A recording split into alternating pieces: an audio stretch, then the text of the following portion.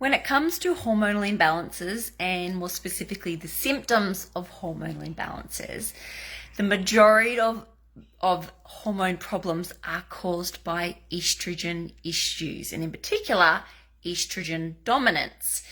Now, to clarify this, estrogen dominance is not that your body is producing too much estrogen. Quite often, it's the complete opposite, but it is rather the accumulation of excess estrogenic chemicals that have an estrogenic-like effect on our tissues that we accumulate from our environment. So chemicals, toxins.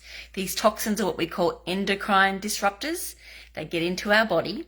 Like magnets, they flood to the areas in our body where we have estrogen receptors. So for women, primarily our breast tissue, our vagina, our uterus, our ovaries. And these chemicals are going to these areas. They're having an estrogenic effect, which basically means they're locking onto these estrogen receptors and having the estrogenic effect on the tissues like our natural estrogen would have on our body. The problem is these chemicals are not natural estrogens, so they are essentially turning on these receptors all day, every day at a low grade effect.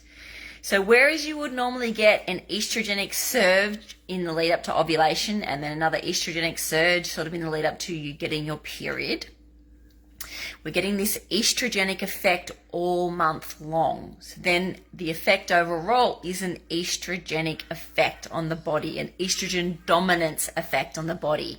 Now this looks like in many women, weight gain, mood swings, PMS, painful breasts, painful periods, heavy bleeds. These are all estrogenic effects. These are the causes of excess estrogen in our body.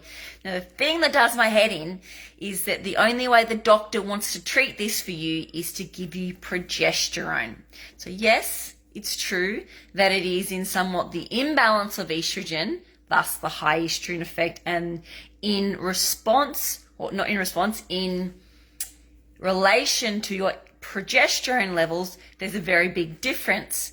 But we can't fix the problem by giving you progesterone things to try and balance the body, because these estrogenic chemicals are dangerous. They're causing disease in your body, not just the symptoms that you're experiencing in your month-to-month cycle. In the long run, they're causing estrogenic cancers as well. So the answer is not just flood your body with progesterone. The answer is get rid of the excess chemical-based estrogen from your body.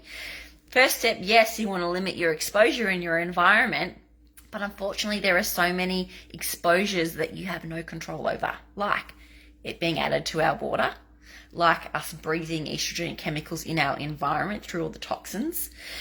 Yes, the things that we can control are going to be our diet, so what we're choosing to eat. So of course, the tip is always avoiding estrogenic meats, things that are bad hormone treatments, avoiding synthetic estrogens in terms of your oral contraceptives and Mirenas, not Mirenas because it's not estrogen, but other implants and creams and pessaries and all that sort of stuff.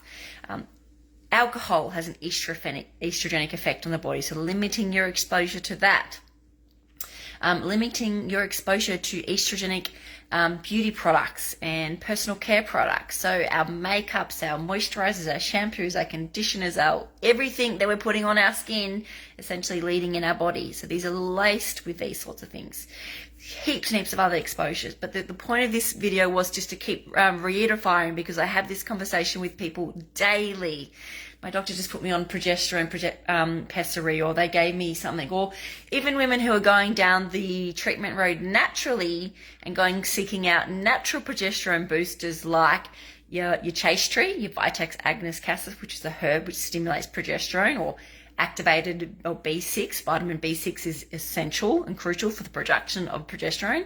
But if you are not addressing the estrogen dominance picture from a chemical point of view by working on your colon, working on your liver, then you are not going to get anywhere in the long run. In fact, what you're actually doing is just silencing the issue of the estrogen dominance, which is dangerous in the long run. We have a nation that is being diagnosed with cancer left, right, and center. The best way that you protect your body from cancer is by being aware of the body. is by going through the 7-step hormone healing system, addressing nutrition, addressing detoxification, addressing gut health, getting your adrenals and your nervous system in check, eradicating infections from your body. It's all there in the 7-step hormone healing system. You can't, if we keep looking at symptom suppression, you're actually setting yourself up for a bigger issue long way down the track, because remember what I always preach, your hormones aren't the problem.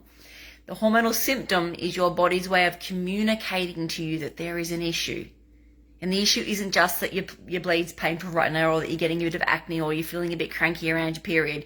The issue is that you have chemicals in your body that in the long run are going to cause some dangerous chronic disease that is much harder to treat once we get there.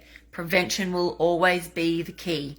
Noticing your body, listening to your hormones, looking for the little symptoms that your body is giving you hormonally on a month-to-month basis.